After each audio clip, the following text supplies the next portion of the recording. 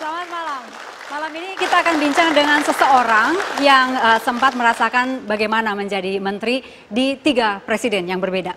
Dan ia juga kini lebih banyak aktif sebagai pengacara yang cukup terkenal dan masih warawiri di televisi sampai dengan sekarang. Beliau adalah Profesor Yusril Iza Mahendra. Sudah di sini. Selamat malam, Bapak. Apa kabar? Baik, Saya panggil abang aja ya. Ya, oke. Sebagai warga Belitung, asli Belitung ya, Bang ya? Ya, Lahir dan besar di Belitung. iya sampai tamat SMA di sana. Sampai tamat SMA, kemudian ke Jakarta. Tapi itu nanti disimpan dulu. Yang jelas sekarang lebih banyak sibuk apa? Sekarang lebih banyak ngurus kantor advokat, menangani perkara-perkara, tapi juga masih ngurusin Partai Bulan Bintang, ya kegiatan-kegiatan lain yang bersifat sosial, kegiatan-kegiatan akademik, masih juga berlangsung sampai sekarang. Oh, kita lihat dulu ini ada profil Profesor Yusril Iza Mahendra berikut ini. Nama Profesor Dr. Yusril Iza Mahendra sudah tak asing lagi di telinga masyarakat Indonesia. Terlebih sejak berhentinya Soeharto sebagai Presiden Republik Indonesia tahun 1998. Pada era Presiden Soeharto, lelaki kelahiran Kampung Lalang, Manggar, Belitung Timur 5 Februari 1956 ini adalah seorang penulis naskah pidato presiden. Yusril pula yang menyusun pidato pengunduran diri Presiden RI kedua tersebut. Yusril adalah anak ke-6 dari 11 bersaudara yang terlahir dari pasangan Idris Haji Zainal Abidin dan Nursiha Sandon. Ayahnya hanya seorang pegawai kantor urusan agama di Tanjung Pandan, dan ibunya hanya seorang ibu rumah tangga. Pakar hukum tata negara ini sejak SMP sudah rajin mengikuti berbagai organisasi. Pada tahun 1970, Yusril merantau ke Jakarta dan kuliah di Fakultas Hukum Universitas Indonesia dengan spesialisasi hukum tata negara, sekaligus di Fakultas Sastra Universitas Indonesia dengan spesialisasi di bidang filsafat. Selama kuliah di Jakarta, Yusril bekerja sebagai guru mengaji di beberapa masjid dan musola untuk menambah keuangannya yang pas-pasan sebagai anak rantau. Pria yang bergelar Datuk Maharajo Palinduang dan gelar Sri Narendra Dyah Balitung Saif Al-Din wa Al-Daulah ini menyelesaikan kuliahnya tahun 1983 dan menjadi dosen di alma maternya. Ia lantas mendapat kesempatan mengambil gelar master di University of Punjab, Pakistan pada tahun 1984 dan memperoleh gelar doktor ilmu politik dari University Science Malaysia pada tahun 1993. Kini, pria yang sudah 3 kali menjadi menteri di 3 kabinet ini tengah sibuk menjadi pengacara. Di 1 jam lebih dekat nanti kita akan mengulik masa kecil. Tapi sebelum menuju ke sana, kita lihat dulu ini ada beberapa artikel yang akan kami konfirmasi ke Prof. Yusril. Yang pertama berikut ini. Tanda Yusril soal teroris, PKL dan Satpol PP yang direspons santai oleh Ahok. Jadi memang saya mengamati perkembangan sesudah terjadinya insiden peledakan bom dan granat dan penembakan di sekitar Sarinah di Jalan Tamrin. Dan banyak jok-jok juga ya. Ada seorang teman mengatakan kepada saya, Pak Kiai, apakah teror di Jalan Tamrin itu dapat dikatakan sebagai jihad? Pak Kiai mengatakan, oh kalau jihad itu di jalan Allah, ini di Jalan Tamrin, jadi bukan jihad. Begitu. Jadi ini itu satu jok saja. Lalu memang ada kisah tentang Pak Jamal, ya, seorang penjual sate Madura yang tidak pernah merasa takut dengan teroris begitu. Dan setelah itu saya lihat amati perkembangan ya. Jadi saya sambil ketawa-ketawa saya mengatakan ternyata bagi pedagang kaki lima di Jakarta mereka sama sekali tidak takut dengan teroris meskipun dikendalikan oleh ISIS dari Syria. Yang mereka takuti ternyata adalah Satpol PP yang dikendalikan oleh Pak Ahok dari Balai Kota. Tapi teroris Radikalisme yang terjadi di Jalan Tamrin kemarin ini memang mengundang berbagai reaksi dari masyarakat. Ada yang menanggapinya dengan serius, ada yang dengan santai, bercanda dan lain-lain begitu. Ada yang marah juga begitu. Jok-jok seperti ini tidak dilontarkan oleh Pak Yusril begitu. Apa tidak ada rasa tidak sensitif gitu, Pak? Bukan. Saya barangkali salah seorang yang pertama-tama kali ikut menangani masalah terorisme itu. Undang-undang yang berlaku sekarang ini tentang terorisme itu, pemberantasan kegiatan terorisme, itu saya dan kawan-kawan mendraft dalam waktu yang sangat-sangat singkat. Jadi saya sudah melakukan studi, waktu itu saya jadi Menteri Kehakiman tentang terorisme ini. Tiba-tiba terjadilah peledakan bom di Bali. Ternyata polisi maupun tentara itu tidak bisa bertindak apa-apa. Bagaimana kita mengatasi terorisme ini? Karena kita tidak punya landasan hukum untuk menindak dan mengatasinya. Yang kita punya hanya KUHP, Undang-Undang tentang Senjata Api tahun 54, yang semua itu tidak bisa mengcover kegiatan yang disebut dengan terorisme. Itu semua peraturan-peraturan tentang kejahatan biasa. Sementara terorisme itu kejahatan yang sebenarnya tidak biasa. Nah, lalu hanya dalam waktu beberapa hari kami kemudian berhasil menyiapkan rancangan peraturan pemerintah pengganti undang-undang tentang terorisme. Maka jadilah Perpu nomor 1 tahun 2002. Tapi oleh karena itu Perpu sudah disahkan 10 hari, berapa hari sesudah terjadinya bom Bali, maka saya memperlakukan retroaktif bom Bali itu sampai dengan peristiwa terjadinya peledakan bom itu. Lahirlah 2 Perpu terorisme dan ada yang menuduh bahwa Perpu terorisme itu akan memberangus Islam dan sebagainya. Saya menolak kalau terorisme itu dikaitkan dengan Islam. Ya, saya pikir yang di abad modern ini yang banyak mula-mula menggunakan cara terorisme itu adalah gerakan perlawanan di Irlandia Utara, yang sebenarnya mereka Katolik sebenarnya, yang melawan dominasi dari Inggris yang beragama Kristen Anglikan. Jadi Muammar Gaddafi dari Libya dan lain itu belajar menggunakan bom dan lain-lain itu dari orang Irlandia sebenarnya. Jadi bukan, tapi kenapa belakangan dituduhkan kepada Islam? Baik, seperti itu, kan. Baik, Pak Yusril. Jadi saya Di perjalanan karir juga sempat lumayan panjang juga ya, di Sesnek lumayan lama gitu. Ada cuplikannya yang ingin kami perlihatkan? Berikut ini. Oleh karena itu, dengan memperhatikan ketentuan pasal 8 Undang-Undang Dasar 1945 dan setelah dengan sungguh-sungguh memperhatikan pandangan pimpinan Dewan Perwakilan Rakyat dan pimpinan fraksi-fraksi yang ada di dalamnya, saya memutuskan untuk menyatakan berhenti dari jabatan saya sebagai Presiden Republik Indonesia terhitung sejak saya bacakan pernyataan ini pada hari ini, Kamis 21 Mei 1998. Peristiwa ini menjadi salah satu sejarah yang sampai sekarang masih terukir begitu, Bang Yusril. Ceritanya gimana behind the scene-nya? Yang kita tahu hanya Pak Harto membacakan itu begitu. Tetapi sebelumnya penyusunannya dan lain-lain pidatonya seperti apa? Iya, yang terakhir itu sebenarnya tidak sendirian. Beberapa tokoh juga terlibat, antara lain Pak Sunarto Sudarno, Pak Bambang Kesowo, Pak Syafruddin Bahar, itu sama-sama menuangkannya itu dalam naskah pidato pernyataan berhenti Pak Harto itu. Tapi sempat alot nggak pembuatannya? Enggak sebenarnya. Jadi pada waktu kabinet terakhir Pak Harto itu, saya sudah memprediksi bahwa keadaan itu akan terjadi seperti itu. Ya. Pada waktu Pak Harto akan menghadiri pertemuan di Kairo, itu saya sudah menulis satu risalah yang diberikan kepada kalangan TNI, bersiap-siap menghadapi kemungkinan yang paling buruk. Ya. Seandainya Pak Harto itu tidak punya pilihan lain kecuali harus mundur.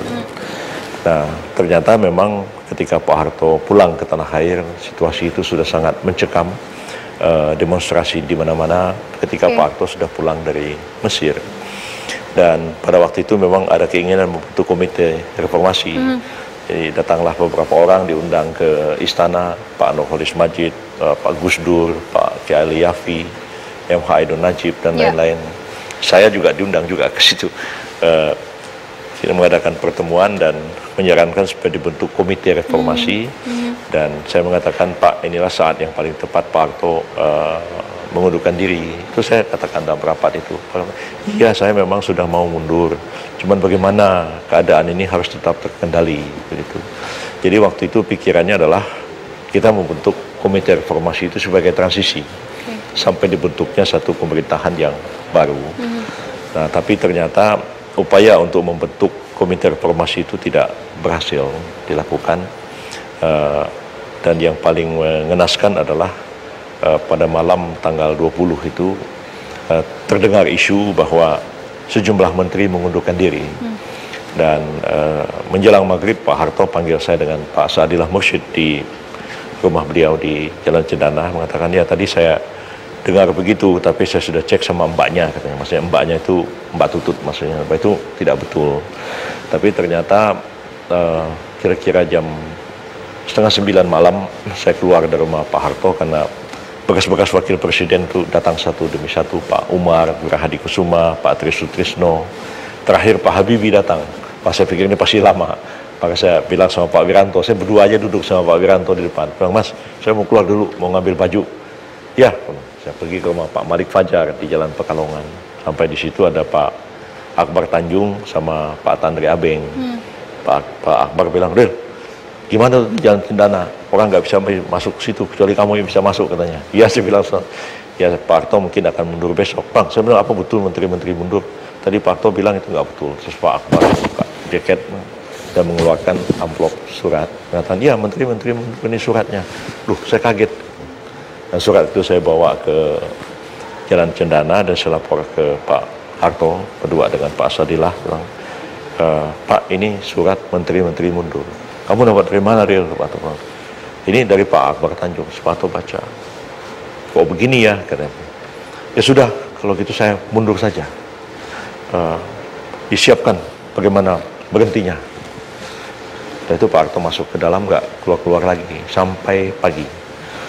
Jadi saya malam itu harus mutar otak. Bagaimana caranya membuat skenario presiden berhenti. Itu dari kira-kira jam 9:30 malam sampai pagi.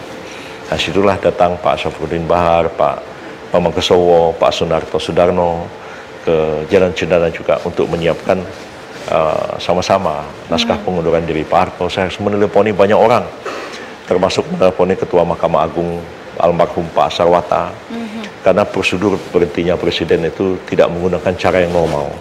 Jadi saya harus mencarikan jalan keluar konstitusionalnya, bagaimana supaya berhenti. Makanya tadi seperti didengar Pak Harto mengatakan, saya menyatakan berhenti. Ya, bukan mengundurkan diri, bukan minta berhenti, bukan meletakkan jabatan. Itu saya menggunakan kata-kata menyatakan berhenti. Jadi itu statement sepihak. Karena presiden tidak menyatakan itu di hadapan MPR. Presiden kan dipilih oleh MPR. Dan ya banyak hal-hal yang kan sangat mencekam ya. Tapi saya melihat Pak Harto sangat tenang. Pagi-pagi menjelang keluar dari rumah itu masih sempat saya ngomong sama beliau, Pak, ini naskah pengunduran dirinya sudah diketik. Pak Harto bilang sama saya, Ril, kamu tulis itu kabinet saya nyatakan dimisioner. Gitu. Saya bilang, enggak Pak, kabinet tidak dimisioner. Ya, Bapak berhenti, kabinet dilanjutkan oleh Pak Habibie. Ya, tapi nanti kalau saya tidak bilang begitu, Habibie susah membubarkan kabinet. Tapi Undang-Undang Dasar nggak bilang begitu Pak. Ya sudah, kalau kamu nggak tulis, sini saya tulis sendiri. Jadi diambil pulpen di tangan saya, beliau tulis. Di belakangnya itu ada tulisan tangan Pak Harto mengatakan, saya nyatakan kabinet dimisioner. Ada tambahan beliau mengatakan, saya mohon maaf kepada seluruh rakyat Indonesia selama saya memimpin bangsa dan negara kalau ada kekhilafan dan seterusnya. Itu tulisan tangan Pak Harto.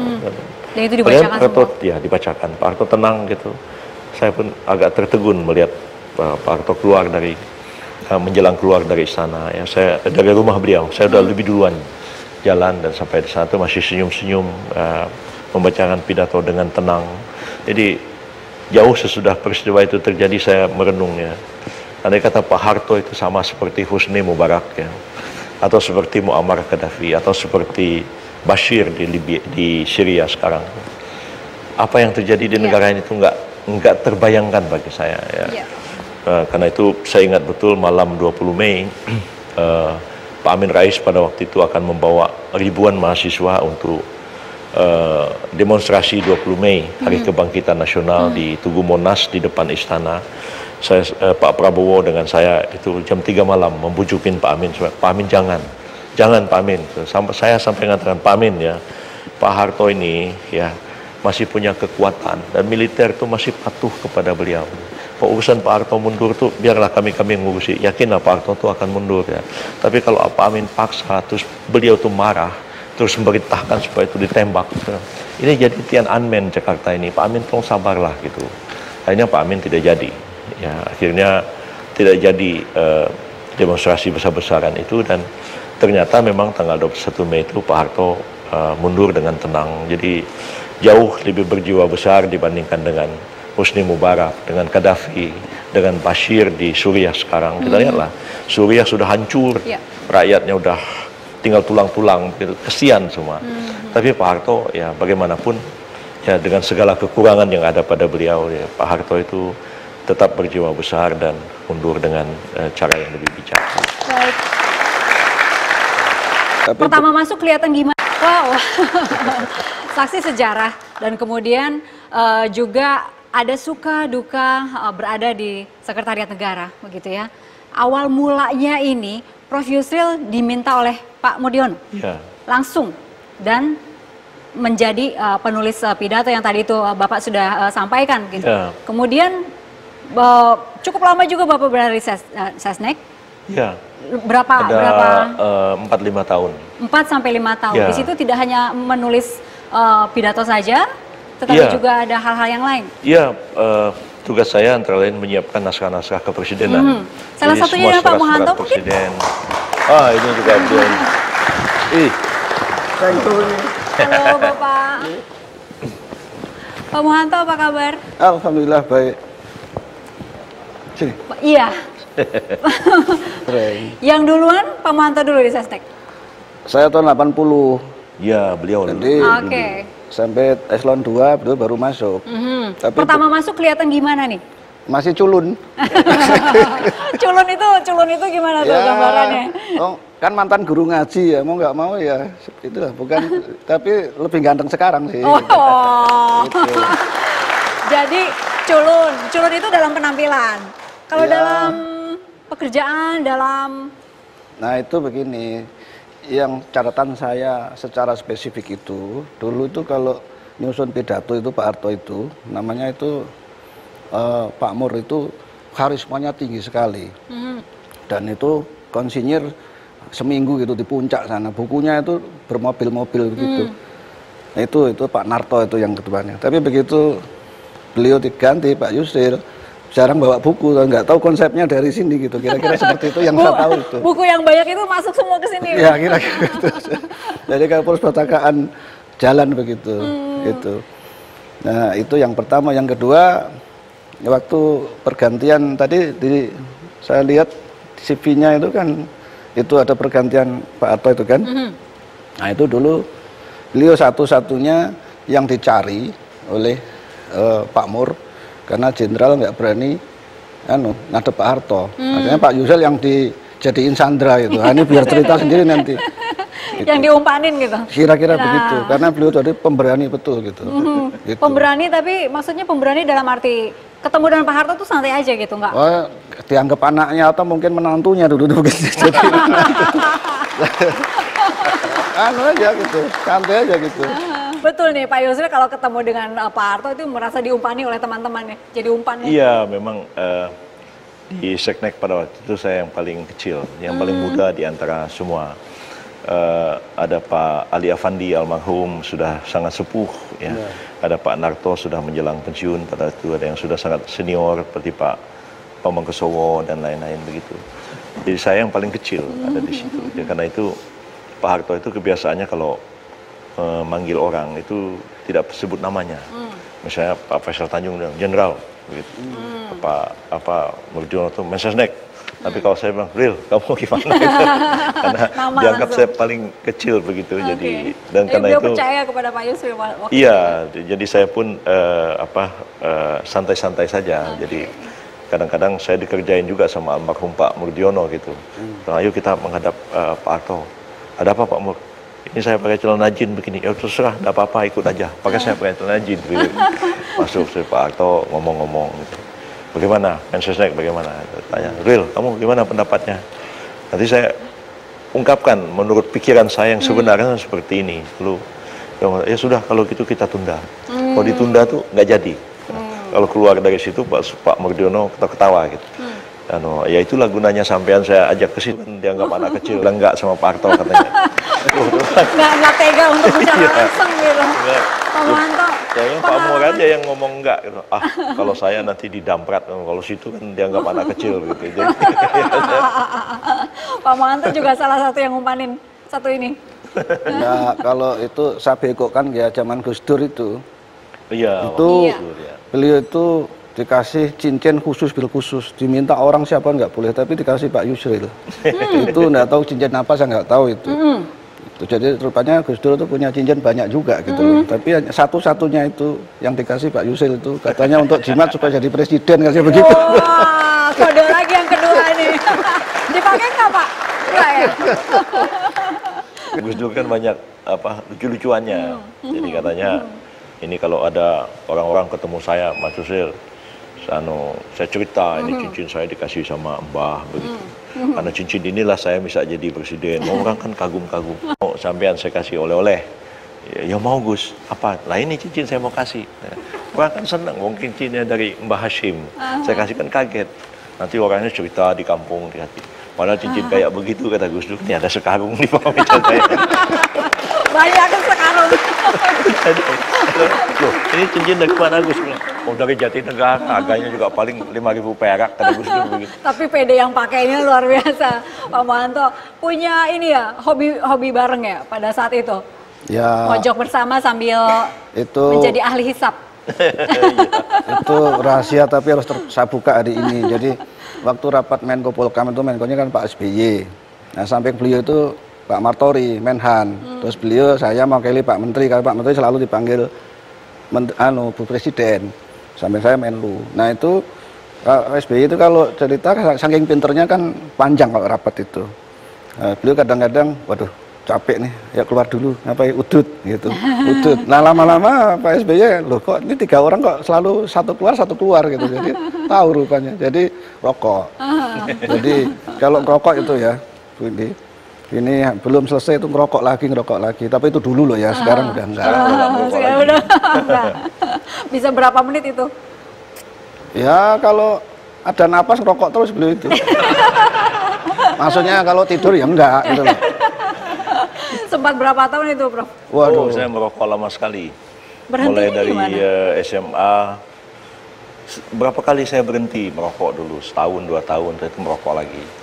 Tapi ya 3 tahun yang lalu saya udahlah jangan merokok lagi. Saya berhenti merokok sampai hari ini. Udah itu langsung berhenti lagi. Begitu saja atau bertahap? Langsung berhenti. Jadi kalau mau berhenti ya langsung berhenti, nggak bisa bertahap. Langsung berhenti selesai. Terus sekarang bilang udah tua nih, udah mau umur udah lebih 50 tahun, jangan merokok lagi deh. Udah jadi saya berhenti aja. Kalau Pak Muhanto? Oh masih, karena saya orang Kudus. Nggak merokok, nggak cuman udut. Beda ya? Beda. Baik, Pak Muhanto terima kasih. Ini rahasia belum dibongkar semua ya? Oh belum. Belum. Tapi terima kasih sudah hadir bersama kami. Prof, kita lanjutkan ya setelah jeda berikut, kami segera kembali. Bang Yusril ini anak ke-6 dari 11 bersaudara. Iya. Ya. Saya bacakan dari yang pertama ya, ini dapat bocoran. Wow. Ada 11 orang. Yuslim yang pertama, Yusmin, Yusfi, Yuslih, Yusniar, Yusril, Yusron, Yuslaini, Yusmiati, Yushari, dan Yustiman. Ya. Saya boleh bincang dengan 2 di antaranya. Oh boleh. Oke, Silakan. Bang Yusli, ini yang nomor 4 ya. Ya. Mungkin bisa diceritakan semua 11 orang ini nama depannya Yus. Mungkin ada pernah diceritakan oleh orang tua mengapa demikian. Iya. Jadi dari ayah saya itu mengatakan use itu adalah to do dalam bahasa Inggris, artinya kata kerja. Jadi bapak saya bilang sengaja dikasih nama use supaya anak-anak saya itu tidak malas bekerjanya giat. Itu yang disampaikan bapak saya kepada saya. Oke, dan terbukti 11-11-nya giat semua. Ya, itu. Oke.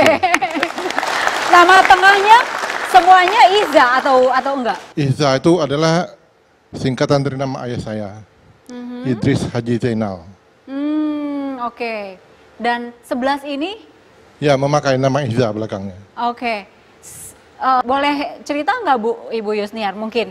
Ini Ibu Yus ini kan persis di atasnya Pak Yusril ya? Iya. Seperti apa sih Yusril kecil itu, panggilan kecilnya apa? Panggil kecilnya Ndin.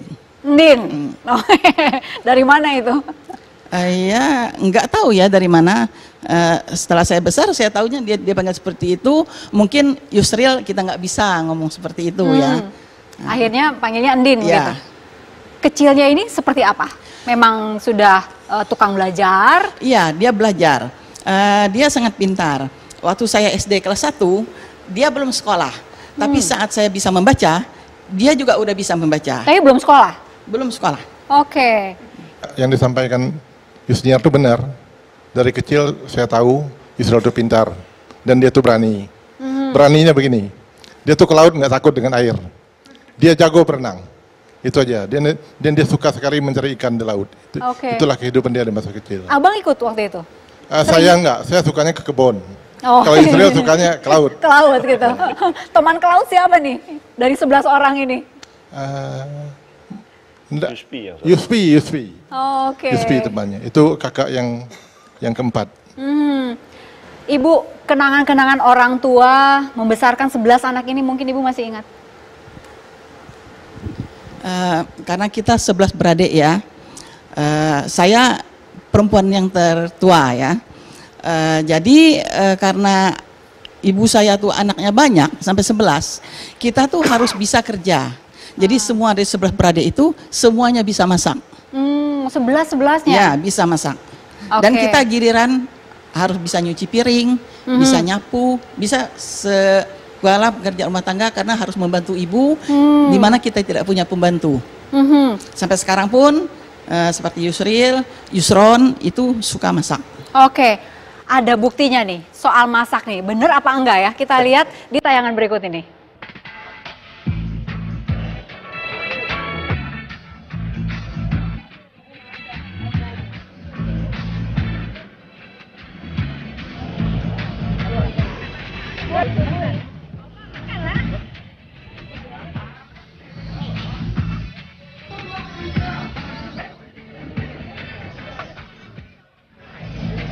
Pergi ke pasar itu ada aspek sosialnya juga. Jadi ketemu teman-teman, ngobrol sebentar, atau singgah di warung kopi, ngobrol terus pulang. Jadi hidup interaksi sosialnya ada dan hidup terasa menyenangkan gitu.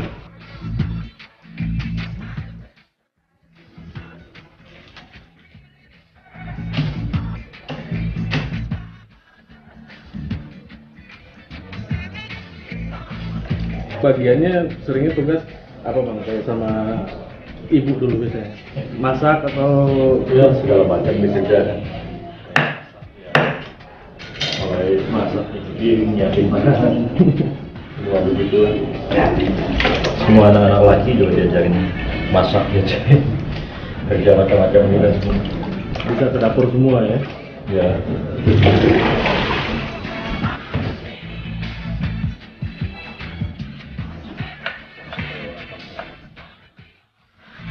Dan itu keras kan dia sebenarnya.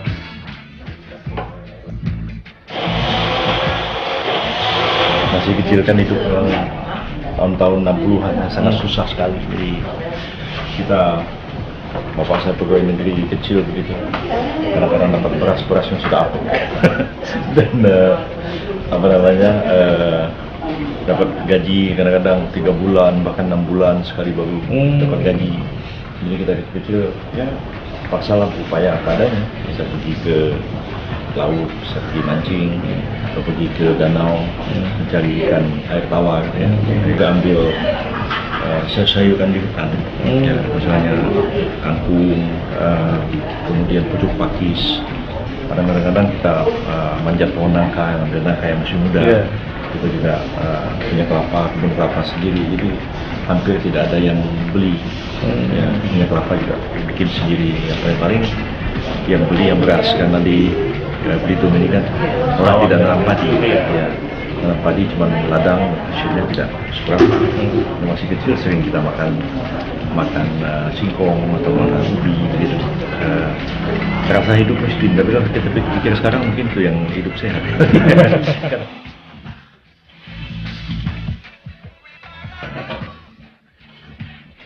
Saya senang sekali tinggal di sini, walaupun dulu waktu masih kecil rumahnya nggak sebagus rumah ini. Rumahnya masih pakai atap berlimpah, pakai dinding kulit kayu gitu. Tidur juga di lantai, nggak pakai kasur, hanya selembar tikar pandan, ya. Tapi ya kalau di kadang-kadang menyenangkan juga.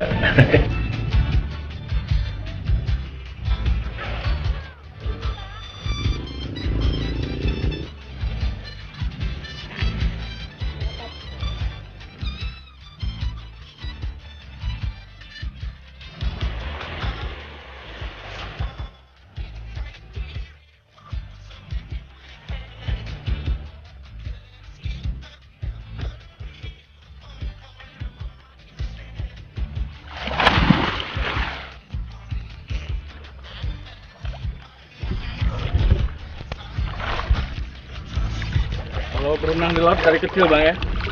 Dari kecil udah ya? Iya. Ada yang ngajarin atau bisa sendiri dulu Bang? Bisa sendiri juga. Muka Bang Yusril di kampung sama di Jakarta beda. Lebih lepas kayaknya di sini Bang ya? Iya. Lebih segar kayak di sini. Iya, lebih santai kalau pikiran. Kalau di sana di kantor aja setiap hari orang datang banyak sekali dari pagi sampai malam kan. Saya udah capek sekali. Kalau di sini santai, jadi bagus juga sih kalau pulang ke sini. Ya, sebulan atau 2 bulan sekali. Ya, jadi ada refreshing, nggak banyak beban-beban pikiran gitu.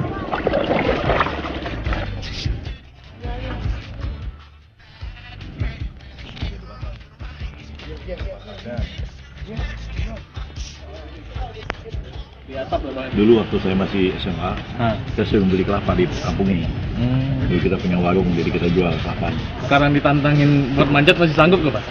Mungkin nggak kuat lagi. Kalau yang terlalu tinggi nggak bisa. Kalau dulu masih SMP SMA itu masih 10 pohon satu hari ya, naik. Kalau dulu petik kelapa itu, kalau buahnya itu kalau ada 5 ya, kita yang manjat dikasih 1. Kalau 10 kasih 2 gitu. Dapat bonus 1. Iya. Bayarnya upahnya pakai kelapa ya? Iya, upahnya pakai kelapa.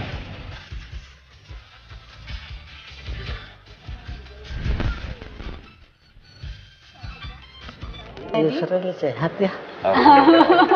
Ibu sehat juga. Ya ginilah, sudah tua. Prof, ini ada kesaksian dari beberapa orang mengenai seseorang bernama Yusril Iza Mahendra, masa-masa sekolah dulu. Berikut ini. Dia tuh mulai di SMA itu udah menguasai 3 bahasa gitu ya. Bahasa Cina, bahasa Inggris, bahasa Belanda gitu, udah dikuasai. Dan beliau itu masa sekolah itu paling disiplin. Ya, tidak pernah membuat gaduh. Dan paling senang beliau itu duduknya di depan sekali. Dan kenyataan beliau itu yang paling gemar adalah mata pelajaran PPKN atau Tata Negara. Dan juga beliau sering berdebat dulu sama gurunya Tata Negara PKN, itu namanya Ibu Sinta Ria Purba. Sampai-sampai guru keluarga negara itu Bu Sintaria Purba itu sampai meneteskan air mata atau nangis karena selalu berdebat dengan Pak Yusril kan. Yang dihukum oleh Pak Harjono tuh nggak terlupakan pasti buat Pak Yusril sama Bapak kali ya? Kemungkinan tidak terlupakan itu. Benar Pak, Bapak pernah hukum Pak Yusril dulu gara-gara telah datang ini? Pernah? Iya. Kena surupnya udah dari tahun 2006. Terus itu Bapak emang susah komunikasi setelah itu? Iya. Nggak bisa komunikasi Pak. Emang udah nggak bisa komunikasi? Iya.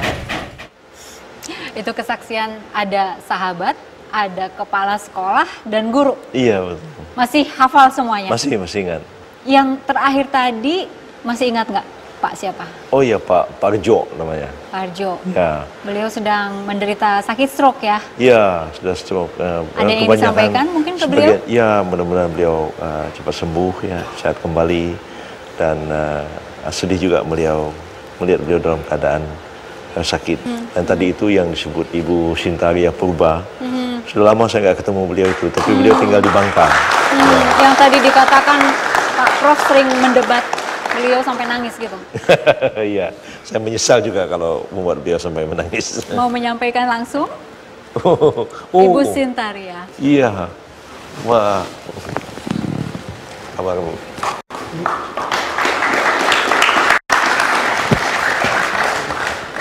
Silahkan Bu. Jadi kapan terakhir ketemu? Iya, tadi saya bilang sudah lama sekali nggak ketemu. Sekarang mau ngobrol apa dengan Ibu? Silakan apa yang disampaikan Prof? Iya. Apa kabar Pak Sinta? Lama sekali nggak pernah ketemu ini. Berapa tahun kira-kira? Berapa tahun ya? Mungkin masa 30 tahun ada nggak pernah. Berapa? Kita 30 tahun ada nggak pernah ketemu. Oh. Ya. Oke.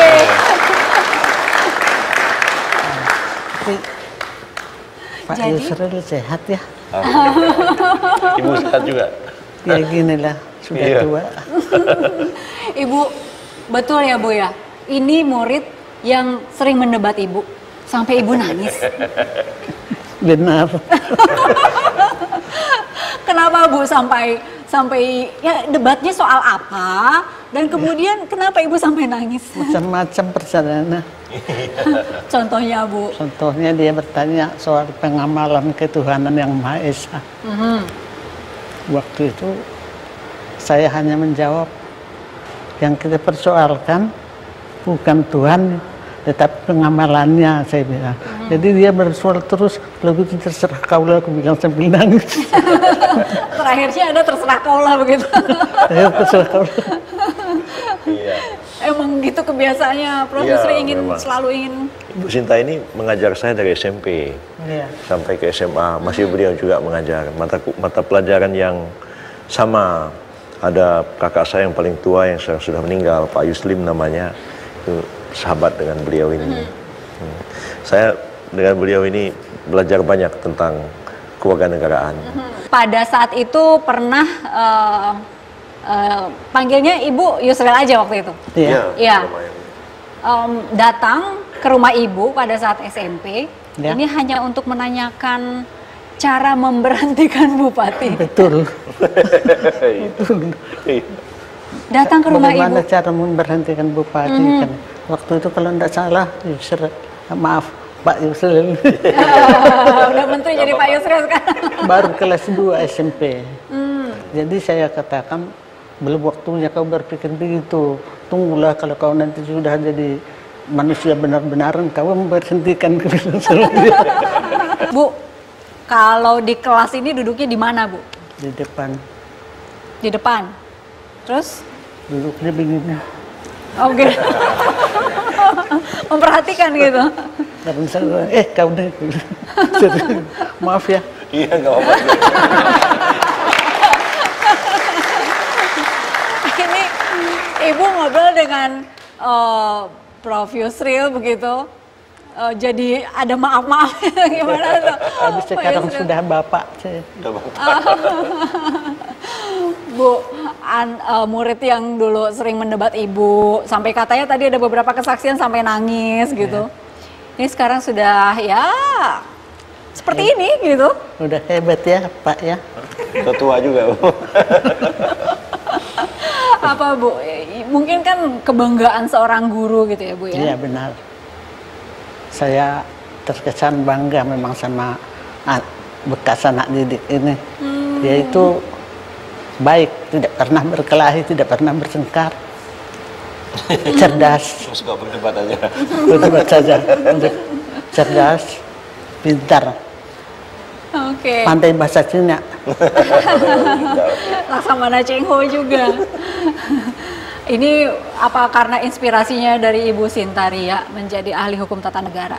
Iya, banyak sekali pengaruh beliau. Waktu masih kecil itu saya tertarik dengan perkembangan ketatanegaraan. Selain beliau, waktu saya masih waktu SMA juga ada Pak Agus Bakhtiar ya, sudah almarhum. Jadi banyak hal-hal yang beliau ajarkan kepada saya tentang kewarganegaraan dan membuat saya tertarik. Jadi belum lama ini saya ke Malang, saya ketemu Ibu Soekarti, ya, guru saya waktu SMP, tapi guru matematik. Jadi saya bilang, saya ini murid paling bodoh sama ibu ini, karena paling saya tidak mampu matematik. Banyak di antara guru-guru saya yang banyak sekali jasanya kepada saya dari kecil, itu satu demi satu sudah berpulang ya, tapi ya. Yang masih ada Ibu Soekarti, Ibu Sinta ini, kita mendoakan semoga beliau sehat walafiat, panjang umur gitu. Amin. Bu, harapan dari seorang guru untuk Pak Yusril? Ya, saya harapkan dan saya doakan semua murid saya jadi orang yang baik di Indonesia, jadi warga negara yang jujur. Karena saya pernah juga saya mengatakan di kelas mereka, kalau kalian ada yang korupsi, nanti ku cekek kalian. Serem itu. Saya ucapan terima kasih Ibu sudah hadir, kakak-kakak juga sudah hadir. Terima kasih Anda semua juga sudah hadir di sini. Terima kasih. Ini semuanya dari teman-teman dekatnya Prof Yusril ya. Terima kasih untuk semuanya dan kita jumpa pekan depan dengan tokoh-tokoh yang lain.